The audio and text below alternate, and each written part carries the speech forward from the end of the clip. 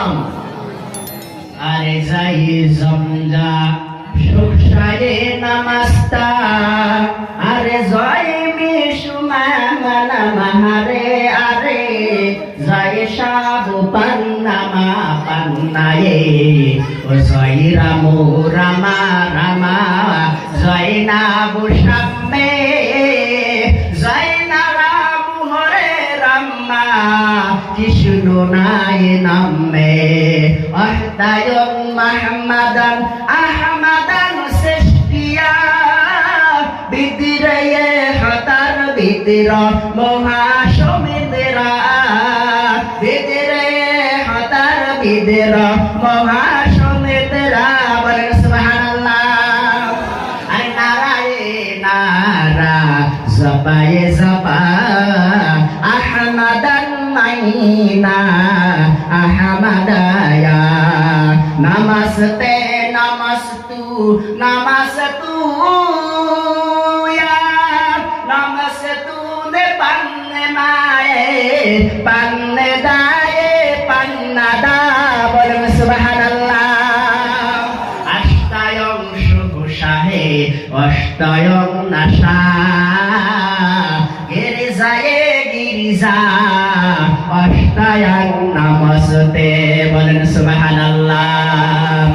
আহমদে শ্রেষ্ঠং আহমদে ষষ্ঠী, অষ্টায়ং ষষ্ঠা ইল্লাং ইল্লা, বলেন সুবহানাল্লাহ।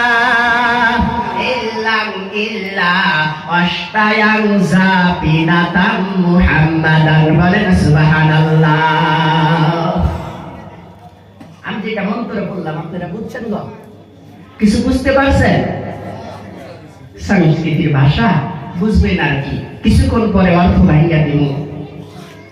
আমার নবীর শান, আমার নবীর মানের কথা দুনিয়ার ভিতরে যত ধর্মগ্রন্থ আছে সমস্ত ধর্মগ্রন্থের ভিতরে উল্লেখ করা হয়েছে। এই জন্য তো গায়ের মুসলিমের কিতাব শুধু বামনরা পড়তে পারে, অন্যরা পড়তে পারে না, নিষেধ করে দেওয়া হয়েছে, তাই না?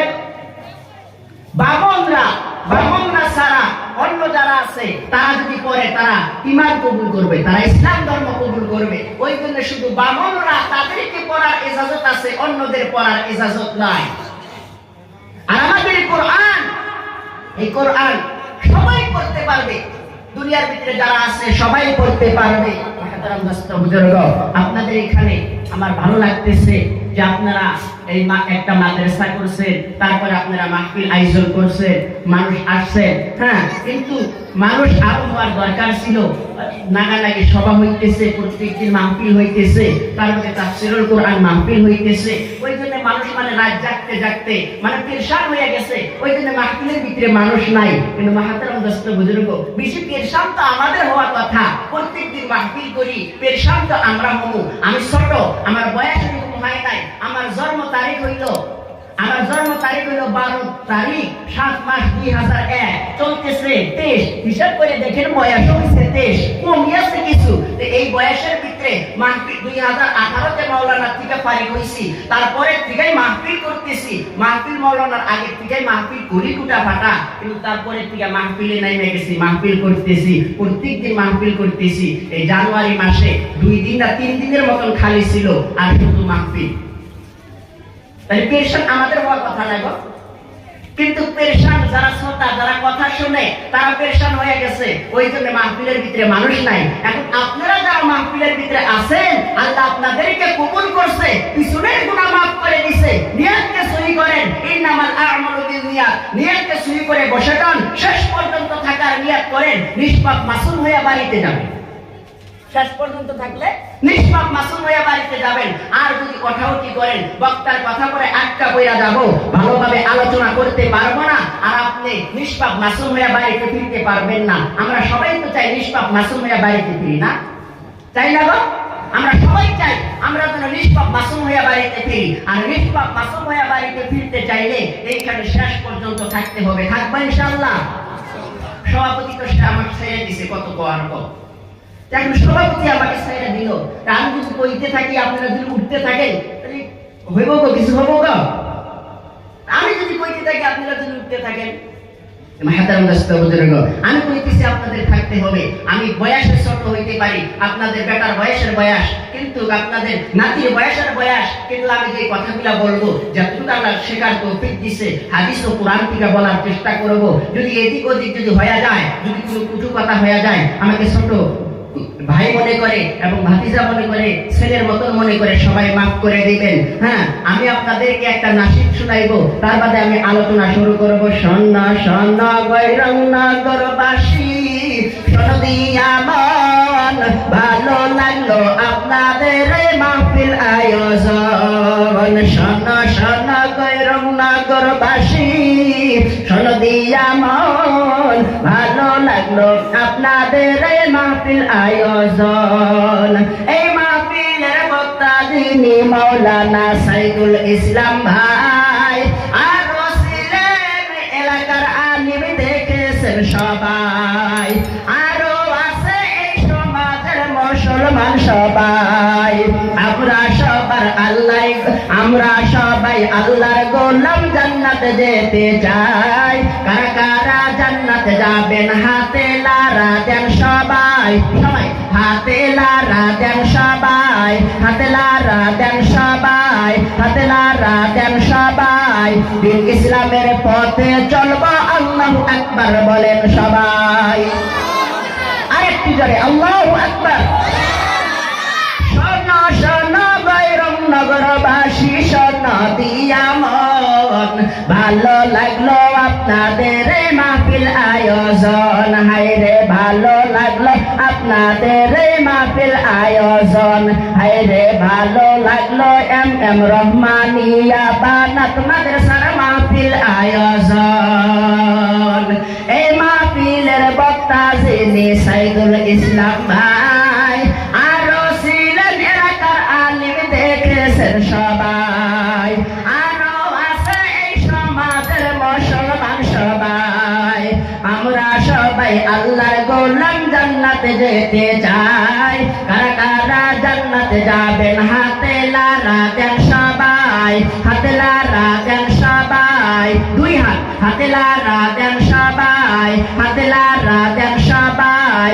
দিন ইসলামের পথে চলবো, আল্লাহু আকবার বলেন সবাই। আর একটু জোরে আল্লাহু আকবার। একটু জিকির করি আর আই গেছি লা ইলাহা ইল্লাল্লাহ, জোরে লা ইলাহা ইল্লাল্লাহ, লা ইলাহা ইল্লাল্লাহ। মিলে মিলে বসেন সবাই, মিলে মিলে বসেন সবাই, মিলে বসা সুন্নাত, একটি সুন্নাত জিন্দা করলে শহীদের সওয়াব পাবেন সবাই। আইগাইছেন তাতে আইগাইছেন গো, আইগাইছেন ফাঁকা জায়গা পুরা করেন সবাই, মিলে মিলে বসেন লা ইলাহা ইল্লাল্লাহ। সবাই আইগাইছেন লা ইলাহা ইল্লাল্লাহ। বাইরে যারা ঘুরেতেছো হাতে ধরে বলি, প্যান্ডেলেতে আসো তুমি রহমত পাবি। লা ইলাহা জোরে লা ইলাহা, জোর হলো না লা ইলাহা, আরো জোরে লা ইলাহা। কাসবের কত রোলাতা আছে জিন্দা কইলা কথা, কাসবের কত রোলাতা আছে জিন্দা কইলা কথা। সঙ্গপনে যুগাই মাতা, সঙ্গপনে যুগাই মাতা, তারি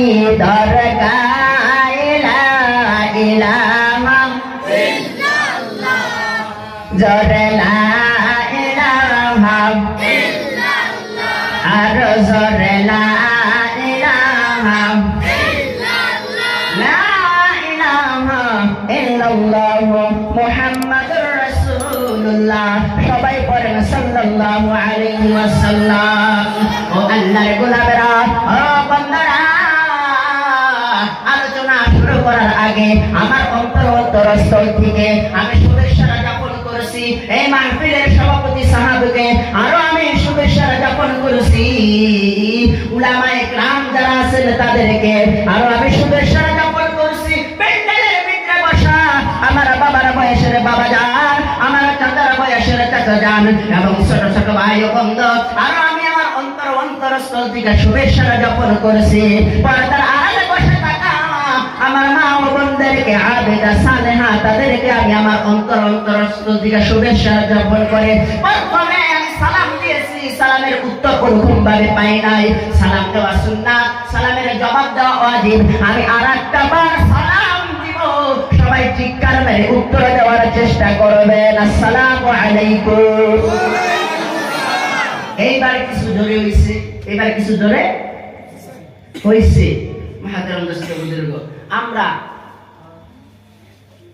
মুস্তাহাব কতগুলা আমল, মুস্তাহাব আমল ধরি, কিন্তু কতগুলা আমল ফরজ ছেড়ে দিই। মুস্তাহাবকে ফরজ মনে করে নিছি, মানে জানি না তো যে এটা মুস্তাহাব, ওই জন্য এটাকে আসল ভেবে নিছি। ফির আরেকটা যে আছে ওটা হলো ওয়াজিব, ওটা জানি না, ওই জন্য ওইটাকে ওরকম ভাবে গুরুত্ব দেই না, ওটাকে ওরকম ভাবে গুরুত্ব দেই না। আমরা হইলাম তো যে মাটির মূর্তি, এক ব্যক্তি দুইটা মূর্তি বানাইছে, বাজারে বিক্রি করার জন্য নিছে, একজনে কেনার জন্য আসছে, দাম কত রে?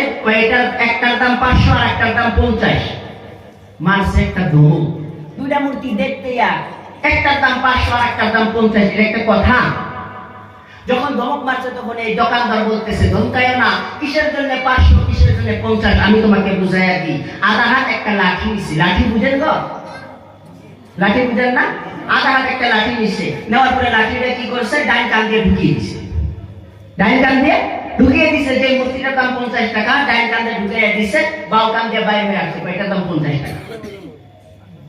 আর যেটার দাম 500 টাকা, ওইটা কান দিয়ে ঢুকায় দিছে, ভিতরে ঢুকিয়ে দিছে, এটার দাম 500 টাকা, এটার দাম 500 টাকা। আমরা হইছে এমন কথা, এক কান দিয়ে শুনি আর এক কান দিয়ে বাইর করে দেই। মাহফিল তো প্রত্যেক বছরই হয়, ঠান্ডা সিজন আসলেই হয়, হয় না গো? প্রত্যেকবারই তো শুনি। আমাদের ভিতরে আনলামটা কি? কি আমাদের ভিতরে আনলাম?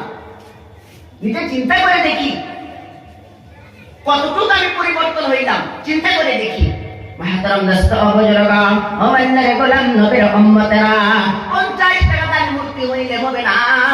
এখন তো বয়ান মোবাইলের ভিতরেও শোনা যায়, দিলবার সাইদের বয়ান শোনা যায়, আজহারির বয়ান শোনা যায়, বড় বড় বক্তার বয়ান শোনা যায়। ও বন্ধু, বড় বড় বক্তার বয়ান বহুত মানুষ শোনে, মোবাইলের ভিতরে বয়ান চালু করে দিয়া মোবাইলটা পকেটে রাখে, রাখার পরে বয়ান শুনতেছে, বয়ান শুনতেছে আর পেশাব করতেছে, মানে কদর নাই বয়ানে, বয়ানের কি নাই?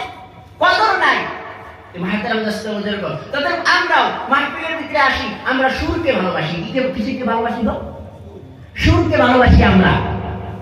কথাটা হাদিস কোরআনের হইতেছে, আহা কি কয়, এক জায়গার ভিতরে বয়ান করতেছে এক বক্তা, আরেকজন দাঁড়ায় কয়, মানে হাদিস কোরআনের তাফসীর করতেছে, তো হাদিস কোরআনের কথা কইতেছে, আরেকজন দাঁড়ায় কয়, ও হুজুর কি কোন আপনি?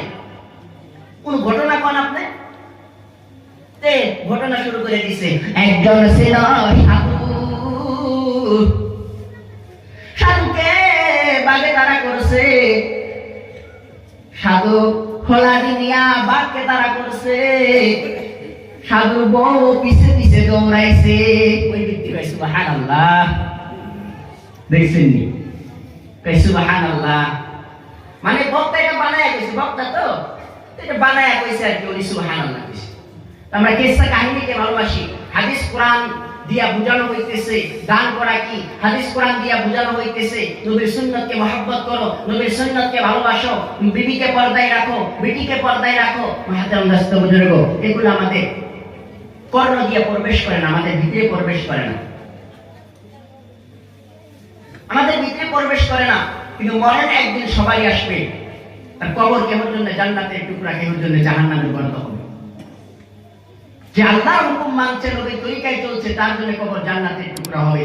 যে আল্লাহর হুকুম মানে নাই, নবীর তরিকায় চলে নাই, তার জন্য কবর জাহান্নামের গর্ত হবে।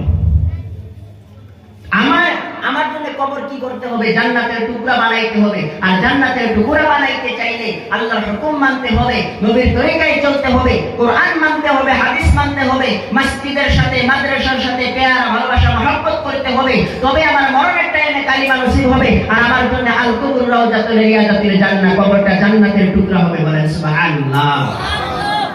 ও বন্ধুরা, ও আল্লাহর গোলাম, ও নবীর উম্মতরা, শুনে রাখুন, জেনে রাখুন, কবরকে যদি জান্নাতের টুকরা বানাইতে চান, কবরকে জান্নাতের টুকরা যদি বানাইতে চান, মরণের পরে যখন কবরের ভিতরে রাখা হবে, পড়াশোনা করা হবে না আদিনুকা, তোমার দিন কি ছিল, নাম নবীকা, তোমার নবী কি ছিল, নাম রব্বুকা, তোমার রব কে ছিল, তোমার রব কে, তোমার দিন কি, তোমার নবী কে ছিল, তিনটা পড়াশোনা করা হবে। বন্ধুরা, দুনিয়ার ভিতরে মুখস্থ করে নিছি রাদিতু বিল্লাহি রাব্বাও, আমার রব আল্লাহ, ওবে ইসলামে দেনাও, আমার দিন ইসলাম, ওবে মুহাম্মাদিন নাবিয়ান সাল্লাল্লাহু আলাইহি ওয়াসাল্লাম, আমার নবী হযরত মুহাম্মদ মুস্তাফা সাল্লাল্লাহু আলাইহি ওয়াসাল্লাম।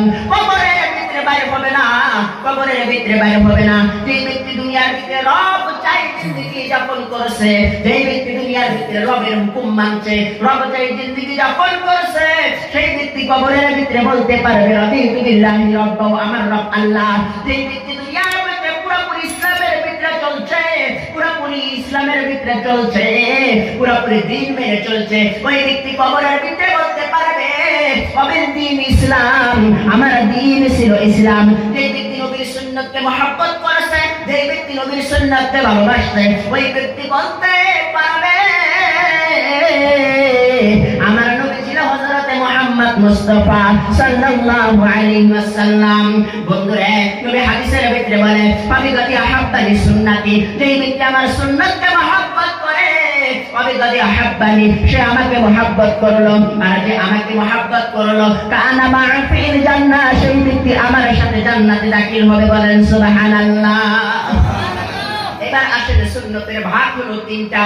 একটা হলো সুন্নতে কওলি, আরেকটা হলো সুন্নতে আফআলি, আরেকটা হলো সুন্নতে ফি'লি। নবী বলে যে ব্যক্তি সুন্নতে ফি'লিকে মহব্বত করবে, সেই ব্যক্তি আমার সাথে জান্নাতে দাখিল হবে। বলেন সুবহানাল্লাহ। সুন্নতে ফি'লি কাকে বলে? সুন্নতে কওলি যেটা, এটাও মানতে হবে, সুন্নতে আফআলি যেটা, এটাও মানতে হবে। বন্ধুরে, কিন্তু নবী বলেছে সুন্নতে ফি'লি মানলে আমার সাথে জান্নাতে দাখিল হবে। সুন্নতে ফি'লি হলো দিনের জন্য মার খাওয়া, দিনের জন্য মানুষের গান শোনা, এটা হলো কি সুন্নতে ফি'লি। এই যে মাদ্রাসা কায়েম করার পরে যে মুহতামিম আছে, অনেক জায়গা দিতে যায়, মাদ্রাসা এটা দরকার, ওটা দরকার, মানুষ গায়ে দেয় না গো। যারা কালেক্টরি করে, মাদ্রাসার জন্য কালেকশন করে, তাদের মানুষ অনেক কথা বলে না? আহা, অনেক কথা বলে। শুধু আলিমদের দোষ কি? আলিমরা যদি জোরে হাইটা যায়, দাওয়াত পাইছে, অস্তে হাইটা যদি যায়, কয় পাই নাই দাওয়াত, খালি আলিমদের দোষ। মাদ্রাসা একটা বানাইছে, কালেক্টর কালেকশন করার জন্য গেছে, কয় সব কি খায়। কত প্রকার কথা। এই কথাকে সহ্য করা, একটা দিন প্রতিষ্ঠান করলে মানুষ অনেক রকম কথা বলবে, এই কথাকে সহ্য করা, এটা হলো সুন্নতে ফি'লি। এটা কি? সুন্নতে ফি'লি, দিনের জন্য, আল আকিমুদ্দিন, দিনকে কায়েম করার জন্য। সারা দুনিয়ার ভিতরে দিন কায়েম হোক, সারা দুনিয়ার মানুষ দিনের উপরে চলনেওয়ালা হোক, সারা দুনিয়ার মানুষ কোরআন মাননেওয়ালা হোক, সারা দুনিয়ার মানুষ হাদিস অনুযায়ী চলনেওয়ালা হোক। এই ফিকির নিয়া যারা দিনকে কায়েম করার জন্য, প্রতিষ্ঠা করার জন্য যারা মাদ্রাসা বানাইছে, মাদ্রাসা বানানোর পরে পড়াইতেছে এবং কালেকশন করতেছে, তাদেরকে অনেক রকম মানুষ অনেক কথা শোনাইতেছে, এই কথাগুলো সহ্য করতেছে, এই ব্যক্তি সুন্নতে ফি'লিকে জিন্দা করলো। ও বন্ধু, সুন্নতে ফি'লি হলো দিনের দাওয়াত দিবার যায় মারি খাওয়া, সুন্নতে ফি'লি হলো দিনের দাওয়াত দিবার যাইয়া মারি খাওয়া, সুন্নতে ফি'লি হলো দিনের দাওয়াত দিবার যাইয়া গান শোনা। আমি মাওলানা পাশ করে আসার পরে, মাওলানা ক্লিয়ার করে আসার পরে, আমি যখন 4 মাসের জন্য গিয়েছিলাম, 4 মাসের জন্য আমি গিয়েছিলাম ড্যামডেমা হালকা, চিনেন ড্যামডেমা হালকা, নয়ার হাটের ওই দিকে। বন্ধুরে, ও আল্লাহর গোলাম, ও নবীর উম্মতেরা, ড্যামডেমা হালকা আছে, আরেকটা হালকা আছে শৈলমারি হালকা। এই শৈলমারি হালকার ভিতরে একটা গ্রাম আছে, ওই গ্রামের নাম হইল আলোকঝারি। শুক্রবার 17 জন সাথী ছিলাম, 11 জন সাথী বাইর হইয়া গেছি। ওই এলাকার ভিতরে 3 দিন পরে আরেকজন মানুষ তশকিল হইল, হুজুর এলাকার ভিতরে আপনার সাথে চিল্লা দিব। এইভাবে 17 জন সাথী হইছিলাম। এই আলোকঝারি গ্রামের ভিতরে একজন মানুষের কাছে আমরা শুক্রবারের দিন দাওয়াত দিতে গেলাম। 2.5 ঘন্টা মেহনতের ভিতরে ফজরের নামাজ পড়ার পরে, ইমানিকের মুজাকারা হওয়ার পরে, নাস্তা করার পরে তখন আমরা চলে গেলাম। আমি গেলাম এবং আমার সাথে আরেকজন সাথী ছিল নূর সাইয়্যিদ, আরেকজন সাথী ছিল শুকুর আলী, আরেকজন সাথী ছিল জালালউদ্দিন। এই 4 জন সাথী আমরা মুলাকাতের জন্য গেছি। তার সাথে মুলাকাত করেছি, মুসাফা করেছি, তাকে দিনের দাওয়াত দিছি, ভালো মন্দ জিজ্ঞাসা করেছি। উনি বলতেছে আমি চলে যাব। আমি তখন জিজ্ঞাসা করেছি আপনার কি বেটা বেটি আছে? বলে আমার বেটা আছে 2টা। আমি বলছি চাচা আপনি তো চলে যাবেন, আজকে 3 দিন হয়ে গেল আপনাদের মসজিদে আসছি, বাইরের বগলে মসজিদ, আপনাকে মসজিদে দেখলাম না, আপনার কাছে আসি আপনাকে বাড়িতে পাই না, আপনার ছেলে 2 জনকে মসজিদে যাইতে কইেন। এই কথাটা বলার সাথে সাথে এত রাগ হয়ে গেল, এত রাগ হয়ে গেল, হাত এইভাবে নিয়ে আসে আমাকে মারার জন্য। বাবা শোনা করে থামায়, হাত নিয়ে আসে মারার জন্য। বন্ধুরা রে কিছুই বললাম না, মসজিদের পাশে ছিল, মসজিদের সবাই বাইর হইছে, একজন দাউরিয়া বাইর হইছে, আরেকজন খুরিয়া বাইর হইছে। ওই যে বাইকটা বলেন তো, মানে ব্যাগটা ঘাড়ে করে নিয়ে জামাতে গেছি তো, মানে 1 মাসে কি আর মসজিদে গেছে বাইকটা দিয়ে ব্যাগটা ঘাড়ে করে নিয়ে যাওয়া হয়। তো বাইকটা নিয়ে সাথীগুলো বাইর হইছে। আমি সবাইকে ইশারা করছি, না সবাইকে ইশারা করছি, সবাই মসজিদের ভিতরে আছে। আমরা 4 জন সাথী ওই জায়গা, নূর সৈয়দ, জাহালউদ্দিন, আমরা আর শুকুর আলী, আমরা আর আমি 4 জন সাথী ওই জায়গার ভিতরে। যাই হোক বাবা শোনা করে থামায় এখন আমরা আসলাম। আসার পরে এখন সাথীগুলো হুজুর ঠেকাইলেন কেন? দিতাম কেন? বলে না দেওয়া যাবে না, উযু করো, 2 রাকাত নামাজ পড়ো, আল্লাহর কাছে দোয়া করো, আল্লাহ যেন তাকে হেদায়েত করে। ও আল্লাহর গোলাম নবী উম্মতেরা 2 রাকাত করে নামাজ পড়লাম, পড়ার পরে দোয়া করলাম এবং কিছু সদকার জন্য কিছু টাকা তুললাম। সদকার জন্য 1-2 টাকা করে টাকা তুলে একটা ঠোঙ্গার ভিতরে টাকা, একটা পলিথিনের ভিতরে টাকাগুলা বান্ধিয়া মসজিদের বাইরে রাইখা দিলাম। যেটা সদকার টাকা মসজিদের ভিতরে ঢুকানোর দরকার নাই, এইখানে রাইখা দে, বাজারে গেলে নিয়ে দেওয়া যাবে, ফকিরকে দিয়ে দেওয়া যাবে, অথবা এই দিক দিয়ে যদি ফকির আসে তাকে দিয়ে দেওয়া যাবে। টাকাটা ওই জায়গার ভিতরে রেখে দিছি। ওই বেসরা চোরের ভিতরে চলে গেছে। সকালবেলা আমার কাছে তার 4টা ভাই আসছে, তারা ছিল 5 ভাই। 4টা ভাই আসার পরে বলতেছে হুজুর আমাদের ভাই আপনাকে কালকে অপমান করেছে, আজকে আমাদের ভাই বিছানা থেকে উঠতে পারে না, আমাদের ভাই কথাও বলতে পারে না, আমাদের ভাইকে কে জানো মেরেছে, কে জানো আঘাত করেছে, পিঠ দিয়ে ফুলে ফুলে গেছে, আমার ভাই বলতে পারে না, আপনার ওইখানে যেতে হবে। আমি বললাম সাথী দিয়া কিভাবে আমি ওইখানে যাব?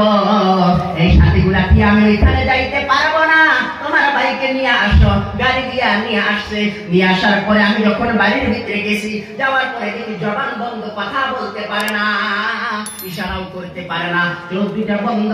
আল্লাহর গোলাম নবীর